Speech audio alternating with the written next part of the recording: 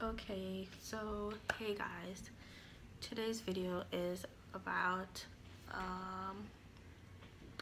hey, hashtag that is going around right now called Metoo. Well, it's been going around for a while. I didn't want to make this video at all because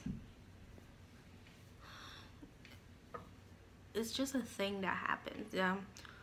When you've been like the person of like sexual assault or any type of sexual abuse, you genuinely don't want to speak about what happened. So the Harvey Weinstein thing is why we are currently now speaking about something that should be spoken about forever. It makes me cringe, it makes my heart kind of whittle in fear, sort of. I think it was Alyssa Milano who came up with the hashtag MeToo, and it's to share your story or try to inform people that there are these cases happening. There are things happening, rape, as serious as rape or abuse, or as mild as being groped somewhere or being kissed when you don't want to be kissed. Any type of unwanted sexual attention is sexual assault. That's the first thing you need to know. If you did not ask for it, it's sexual assault. So a couple of mine, I live in New York City, and maybe I don't know if it's the same with men everywhere, but in New York City they're more aggressive. Maybe I'll start from my youngest age. My youngest age, I was about 7, 8, 9, thereabout. I had a family member, I'm not gonna name any names or anything, I just don't want that kind of attention, would basically assault me. Like all the time when my dad wasn't home or my stepmom, he would like take that time to, you know, grope my breast area. And at the time I did feel it was wrong. Most times women, we don't realize how wrong it is until like later on in our lifetime. At the time I did feel it was wrong. It felt weird, maybe not wrong, but maybe I felt like very awkward about it.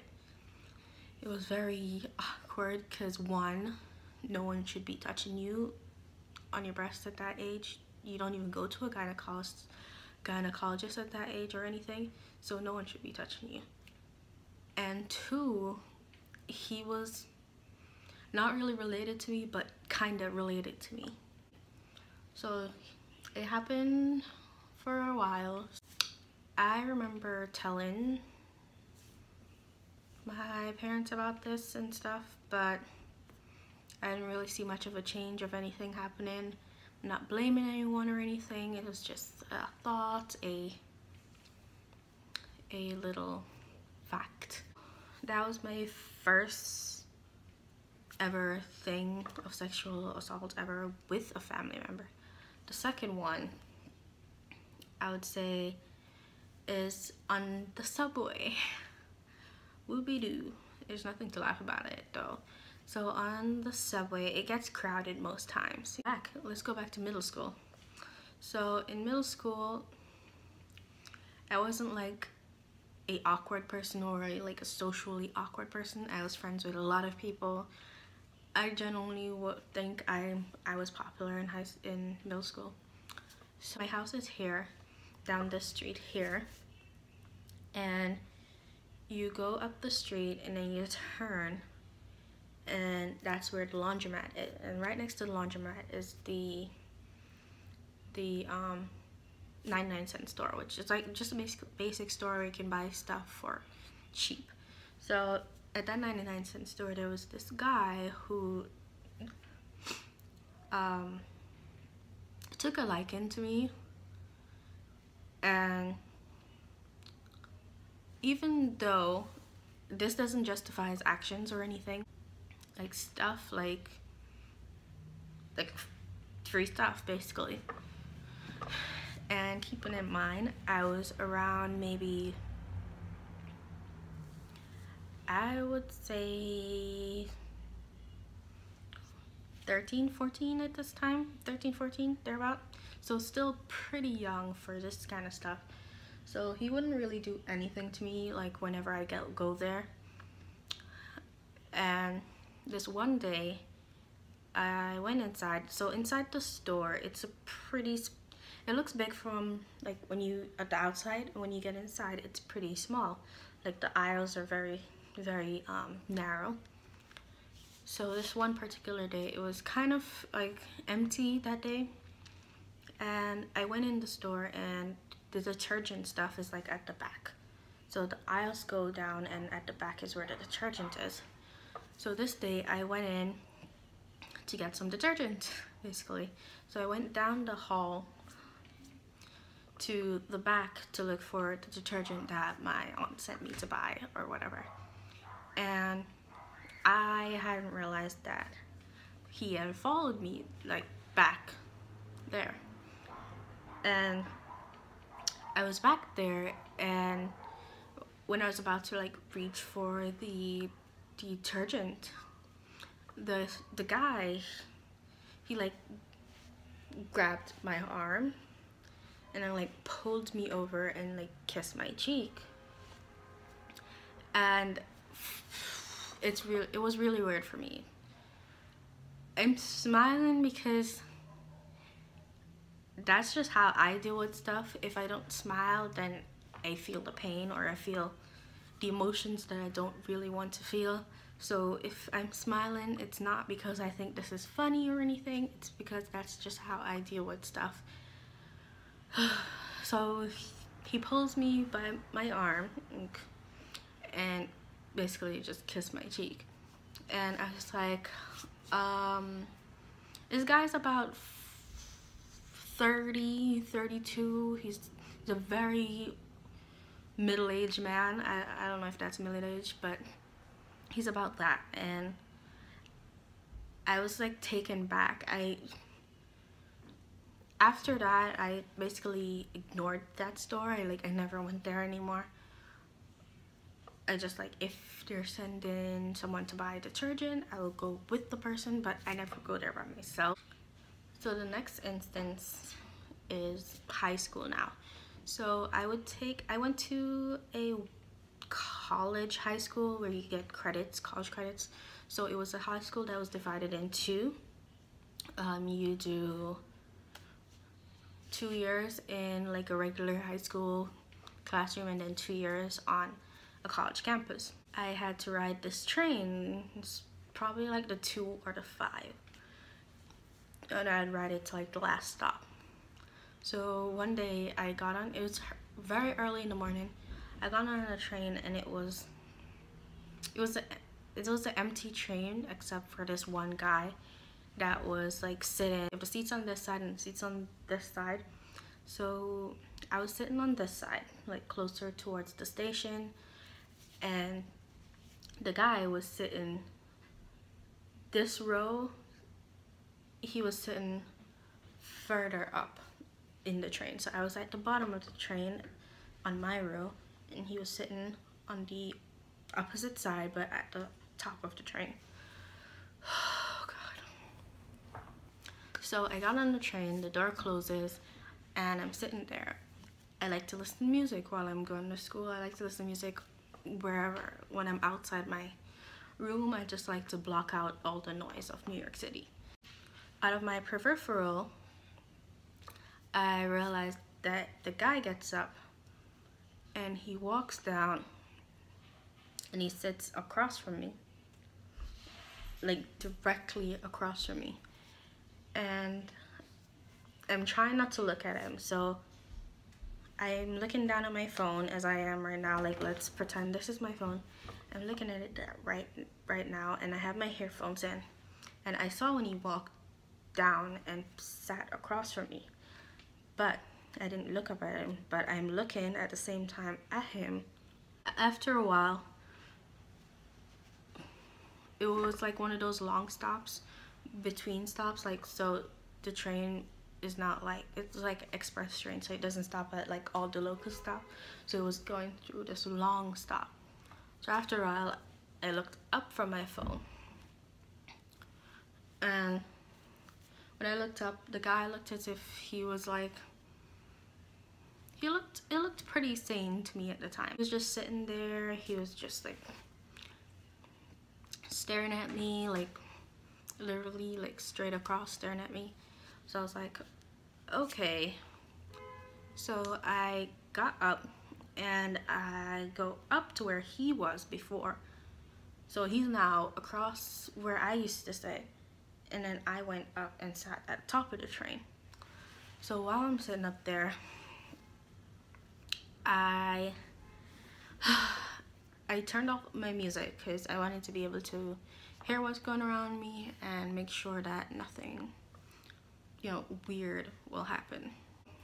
I'm sitting there and I have my earphones in that to make believe that I was still pretending to be looking at my phone, but I was really looking at my peripheral to see if the guy, you know, if he's off. He gets up again and I'm up here. He gets up and he walks back down and he sits across from me.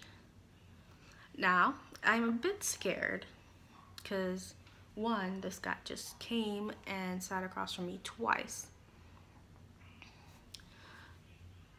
Oh God. The lady comes from the other train cart and she walks in and then she sits down like further up. She doesn't really pay any of us any attention because I looked up at her to see who's coming in the train really. And when I turned back to look at the guy, he had basically pulled down his pants, and taken out his penis and was basically like jerking in front of me. I immediately jumped up and I rushed to the top where the lady was sitting, the homeless lady, and sat like across from her.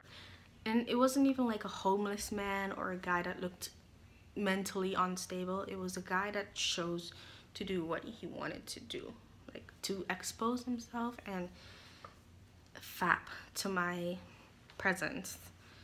So the next one is another family member type situation, which I don't really want to get into, but I'll just tell a gist of it.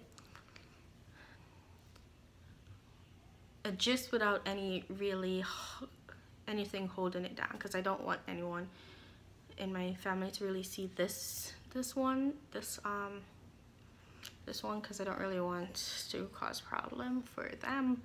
So it's an uncle. That's as vague as it can get.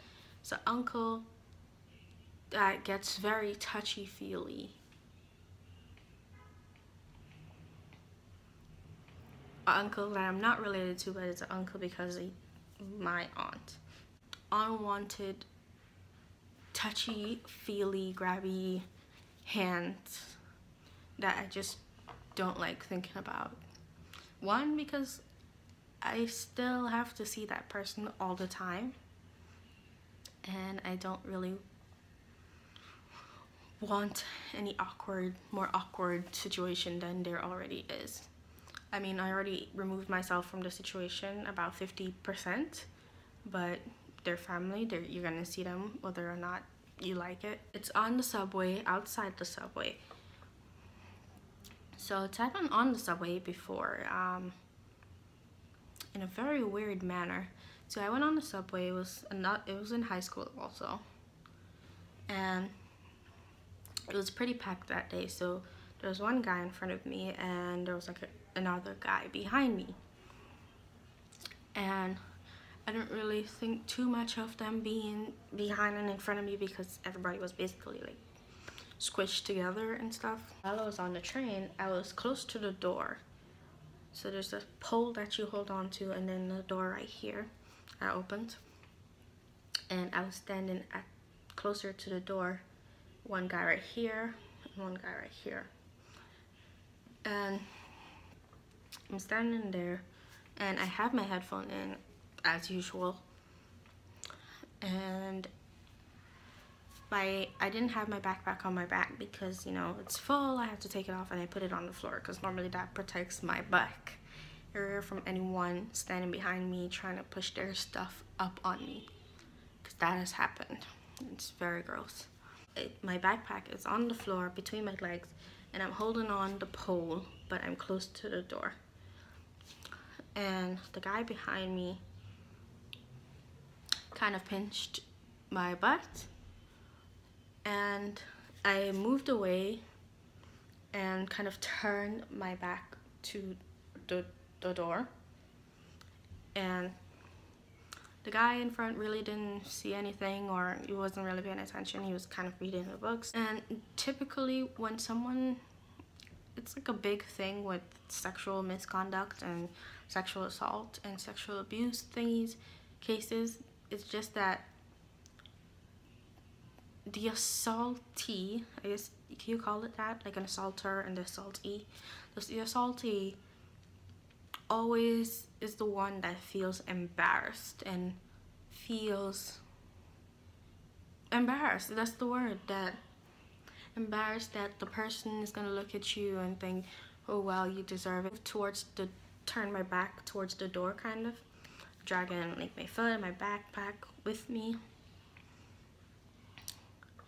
The train shifted a little, so sometimes the train like rocks a bit, so everyone like kind of shifted a little, and he went a bit closer to me, more towards the door. And I was standing there and I was like, oh my god, when are we gonna reach my stop? Because I just got to get myself out of this situation. I'm standing there and the guy like basically does the same thing again, but instead of pinching me, he like grabs my butt, it was very terrifying. I basically like grabbed up my bag and then I like pushed myself to the other side, because the door right here is not the door where I get off, but the train was so packed that that's where I had to stand. So when he did that, I grabbed my bag and I like pushed my way to the other side, to the other door across. That's where like you get off the train. There's this very long stairs. It doesn't have an escalator or anything, but it's about 30 stairs in consecutive like groups, and it's a very long stairs. And then after you go up that stairs, you turn the corner, you go up another set of stairs. So not much people came off there, and a lot of people never really get on the elevator. But the elevator takes a long time to come back down, and I didn't want to keep waiting down there just to get on the elevator. Most people who get sexually assaulted, they just keep this stuff to themselves. When I got off, I didn't check to make sure it didn't get off with me or anything. The elevator was full, so I decided to take the stairs. So I walked around the corner to go up the stairs, and I'm going up the stairs. I get up the first 2 flights, and I stopped for a minute to like rest. Like I said, it's groups of 30 stairs in consecutive. Like there's like 3 groups of 30, so it's quite a bit of stairs. So I took a break, and I'm standing there, and I just felt eerie. I just felt like, turn around and see what's your surrounding like. I didn't turn on back my headphones or anything. I didn't turn on back any music. I had turned it down just to make sure I am in control of my situation.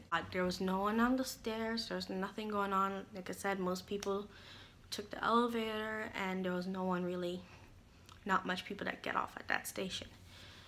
I turn around and I look behind me, and I see the guys coming around the corner at the bottom of the stairs to go up the stairs. So I'm like, okay, you know what? This is way too much. I'm getting away from this situation immediately. So I run up the other stairs. I turn the other corner and I run up the other stairs. And I'm like, I can either wait for the train here to go to school, or I can basically get out of the train station and go downstairs and talk to like a cop, because most times they have a cop at that station because it's a pretty iffy station. I decided to basically hide myself from the guy, so I ran upstairs and he didn't really like run after me. I guess he didn't want to be looking suspicious. And like I said, I didn't catch his face much when I was in the train, but I knew what, I knew what he was wearing, and I recognized him that way.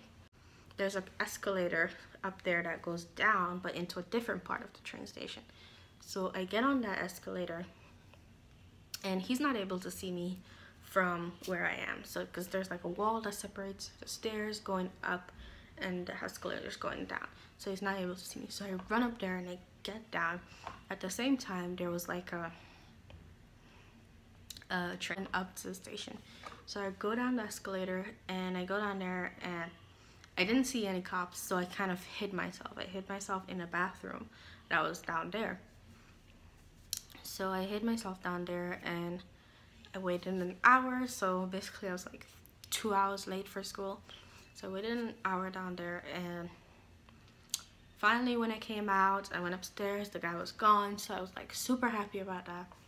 And I was able to like basically get to school. This one, I think this one is recently. This is last year actually. It was on my way to class because I had an evening class. And most times when I have evening class, at this time I wasn't working, so most times when I have evening classes, I tend to basically get pretty dressed up because I have all day to like, you know, plan. House, my apartment, as I usually do, and I walk down this wall behind me. There's a street behind me, and that street is most times empty, but it's the easiest and fastest route to go like to the train station. And normally if I'm walking that street, I take my earphones out, I open my eyes, I peel them open to see my surroundings. So it was during daylight saving time or something, because I had class, I think I had class that day at like 7, and around daylight saving time or daylight saving time, it pretty much gets dark around 5. So I was running down that street, basically like fast walking down that street just to make sure I get out of that area. And then around the corner, there's like always where a bunch of guys just sit down, hang out, and basically harass women who pass by. So I basically fast walk past them also, basically listening to them make very dirty sexual remarks to you, and then basically get out of that area.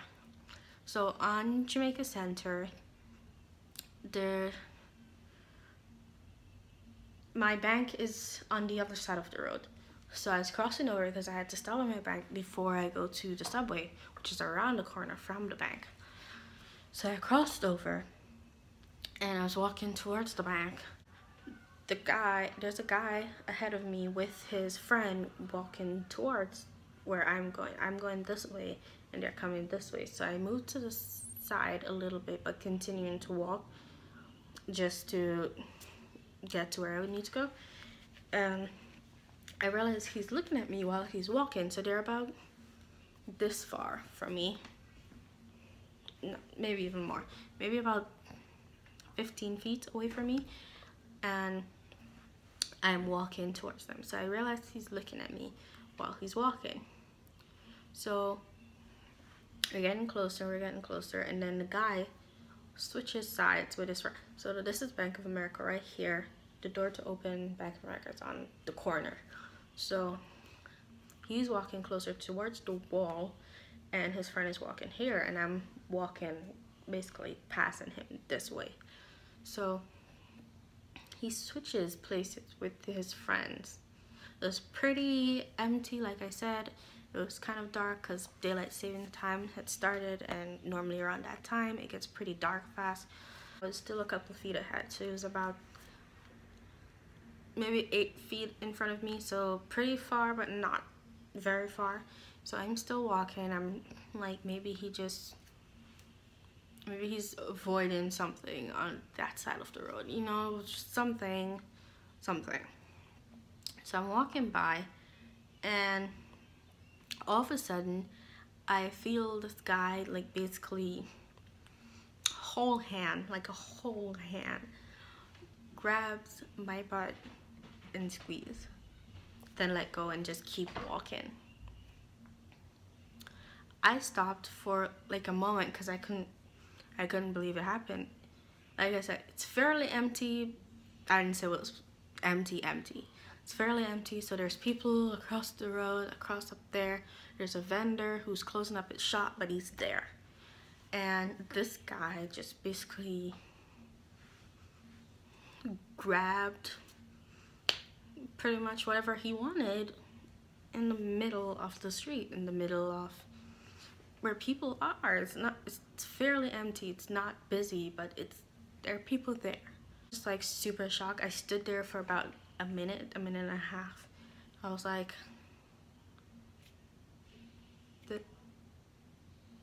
did that just happen? Anyways, I continued on my walk. I basically decided to just skip Bank of America and to just like continue down to the subway to just like get to class. And basically I put that out of my mind, didn't want to remember it, because I have to walk by there every time, and if that ever happened again, I'm just gonna change my subway altogether, which is gonna put me out of convenience, because I basically need that subway to go to work and to get to places like it's supposed to. Why do I need to change my life to appease to some sexual predator? Last incident that happened, hopefully my last, I hope this like thing will stop, but you can only hope for change. So last incidents, one night I was coming home from work. I think I was working at Shake Shack at the time. So there's this halal food truck that's across from my bank, so it's pretty much in the same area that I was. It's across from my bank, and I was coming from my subway up the road. So I was like, I'm feeling a bit hungry, I might as well just get something to eat. I'll probably eat it in the morning when I get up, but I have something to eat. So I go over to a food place and I ask him basically like, do you have like french fries? He says, no, I don't have any french fries, but you wait a minute. I was like, okay, okay. So I stood there and I was waiting, and then he came back, but he didn't go back in the cart. He came out and around, like came out and around to where I was sitting, and he basically like tried to put his arm around me. From like, he came back and he came and stood right next to me and tried to put his arm around me, and I was like,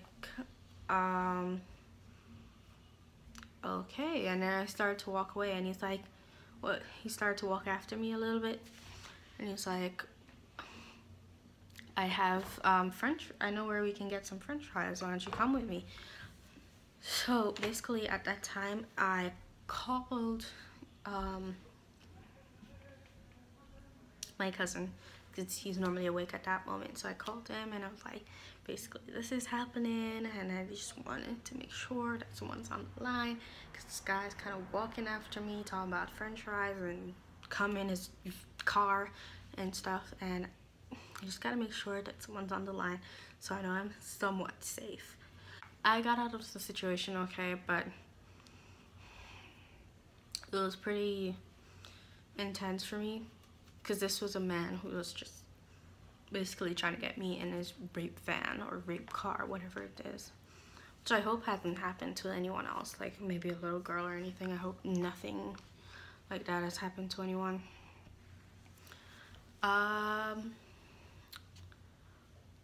Like I said, that was the final one. There's one more, but I don't really want to talk about that one.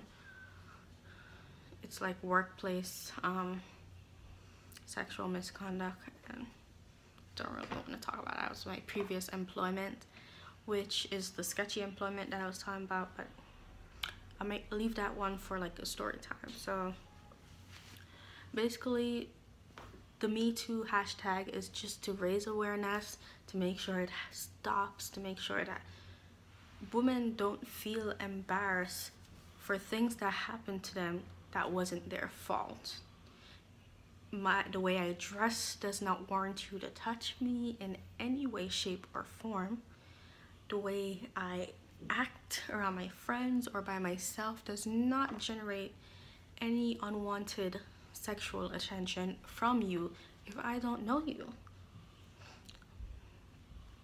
It doesn't matter what you're wearing, what you look like, what you may or may not have said before you said no or before you said back off.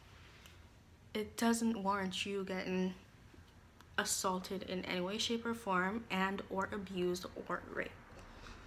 So remember that now and always. And that goes for both men and female. And I just pray that it doesn't happen to anyone else, you know, and pray that we can get to a time or a period of time in our lives where this kind of stuff is just doesn't happen anymore. We have a president who basically does this to women. We have people on the street doing this like it's a normal thing. If I didn't ask for you to touch me, do not touch me. It is why right now I have such a high personal space basically law. Like, I don't like anyone touching me or coming in my bubble. I don't want you to put your lips on me anywhere. I don't want any hugs, because hugs lead to your hands wandering and stuff. Just don't touch me. If you're saying hi, say hi. Unless I know you, we're best friends, we're friends of some sort, and I trust you to hug me and not basically grope me, then it's fine. If not, do not touch me. I didn't ask you to. Thank you for watching, guys. It's currently like 42 minutes, so I'm gonna have to like see what I can do and see what I can take out, but still leave pretty important stuff there just to know that this happens. So thanks for watching. There's a video coming out tomorrow about 20 things I've learned in 20 years, because I am now 20. Last week Saturday was my birthday, so I've been 20 for exactly I forgot how to say week. I think it's semanas. Semanas. Don't quote me on that. If I'm wrong, I give you permission to laugh and berate me in the comments just for today. So bye.